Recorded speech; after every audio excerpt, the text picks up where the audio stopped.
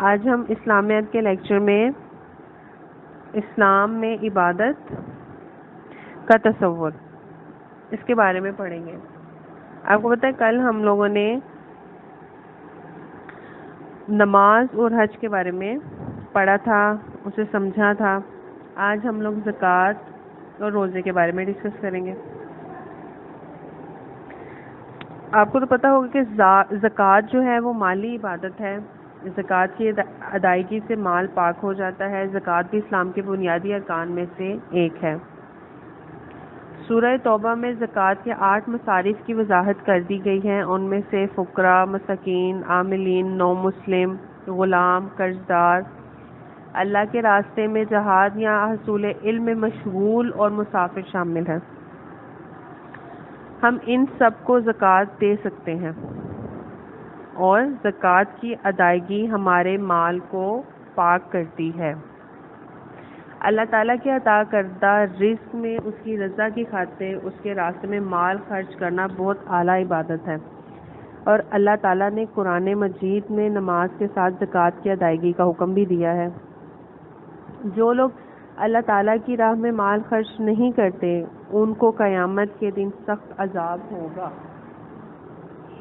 زکوٰۃ کا سب سے اہم فائدہ یہ ہے کہ معاشرے میں محبت، ہمدردی، امن و سکون کی فضا پیدا ہوتی ہے۔ اس لیے ہمیں زکوٰۃ ادا کرنی ہے، اور جب اللہ تعالیٰ نے قرآن مجید میں نماز کے ساتھ زکوٰۃ کی ادائیگی کا بھی حکم دیا تو ہمیں اس کی ادائیگی لازم کرنی ہے۔ اور آپ کو یہ بھی بتایا ہے کہ جب ہم اللہ کی راہ میں مال خرچ نہیں کرتے تو اللہ تعالیٰ نے قیامت والے دن سخت عذاب رکھا ہے۔ اس کے بعد ہے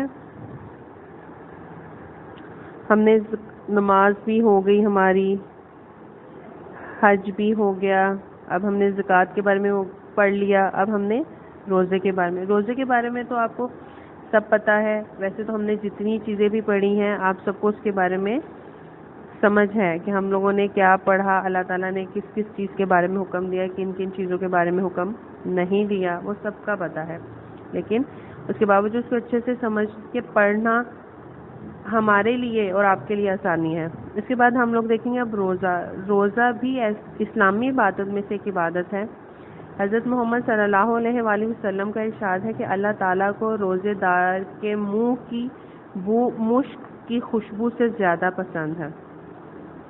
یہ ایسی عبادت ہے جس میں ریاکاری یا دکھلاوا نہیں ہوتا، اس لیے اللہ تعالیٰ فرماتا ہے کہ روزہ میرے لیے ہے اور اس کا اجر میں تمہیں دوں گا۔ جب رمضان المبارک کا مہینہ آتا ہے تو جنت کے دروازے کھول دیے جاتے ہیں اور جہنم کے دروازے بند کر دیے جاتے ہیں اور شیطان جکڑ دیے جاتے ہیں۔ قیامت کے دن جنت کے 8 دروازوں میں سے ایک دروازہ صرف روزے داروں کے لیے مخصوص ہوگا۔ اور آپ کو پتہ مسلمانوں کے لیے روزوں کا آنا اتنی خوشی کا مقام ہے کہ ہم لوگ پورا سال اس مہینے کا انتظار کرتے ہیں کہ رمضان آئے گا اور اللہ کی عبادت کریں گے۔ اللہ کی عبادت ہم سارا سال کرتے ہیں، لیکن روزہ رکھتے ہیں، عبادات کرتے ہیں، اور ایسا نہیں کہ ہم روزہ رکھ رہے ہیں تو لوگوں کو دکھانے کے لیے، لیکن روزہ ہم رکھ رہے ہیں صرف اللہ کی خاطر، اللہ کو خوش کرنے کے لیے۔ اور اللہ نے ہمارے لیے کتنا اجر دیا، ہمارے لیے جنت کے دروازے کھول دیے، جہنم کے دروازے بند کر دیے اور شیطان کو جکڑ دیا جاتا ہے۔ اور روزے میں ہم لوگوں نے اپنے ان تمام کاموں سے رکے رہنا ہے جس سے اللہ تعالیٰ نے ہمیں منع فرمایا ہے۔ جھوٹ نہیں بولنا، غیبت نہیں کرنی، برائی نہیں کرنی، بے حیائی، ہر چیز سے منع فرمایا ہے۔ ہمیں ان چیزوں سے باز رہنا ہے، لیکن ہم نے یہ کام تو ہم نے کرنے ہی نہیں ہیں۔ وعدہ خلافی نہیں کرنی، حقوق العباد کی ادائیگی کرنی ہے، عفو درگزر ہے، سب کچھ ہے۔ ایسا نہیں کہ ہم نے صرف رمضان میں ہی رکے رہنا ہے، ان سب چیزوں کو اللہ تعالیٰ نے ہر حال میں منع فرمایا، لیکن اللہ تعالیٰ ہمیں توفیق دے کہ ہم اللہ کی عبادت کریں، اس کے روزے رکھیں۔ اب ہم اس کے بعد آ جاتے ہیں ہم اگلے مختصر سوالوں کی طرف۔ اگلے مختصر سوال ہے اسلام میں عبادت کا تصور کیا ہے؟ یہ ہم نے پڑھا تھا کہ اسلام میں عبادت کا تصور بہت وسیع ہے، اس کے بعد ہے ترجمہ، اور میں نے جنوں اور انسانوں کو اپنی عبادت کے لیے پیدا کیا ہے۔ ایمان کے بعد سب سے محبوب عمل کون سا ہے؟ وہ میں نے آپ کو بتایا تھا کہ وہ سب سے محبوب عمل جو ہے ایمان کے بعد نماز ہے۔ نماز مومن کی کیا ہے؟ نماز مومن کی معراج ہے۔ اس کے بعد ہے زکوٰۃ کے کتنے مصارف ہیں؟ سورہ توبہ میں زکوٰۃ کے 8 مصارف کی وضاحت کر دی گئی ہے، جس میں فقراء، مساکین، عاملین، نو مسلم، غلام، قرض دار، اللہ کے راستے میں جہاد یا حصول علم میں مشغول اور مسافر شامل ہیں۔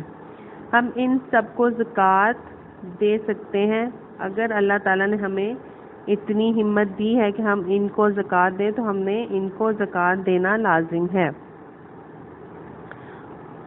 امید کرتی ہوں آپ کو میرے لیکچر کی سمجھ آ گئی ہوگی۔ آپ نے ان لیکچرز میں اگر کوئی بھی مسئلہ ہے، کسی چیز کی سمجھ نہیں آ رہی، تو آپ اس کو دوبارہ دیکھیں، دوبارہ سمجھیں، تاکہ آپ کو کوئی مسئلہ نہ ہو۔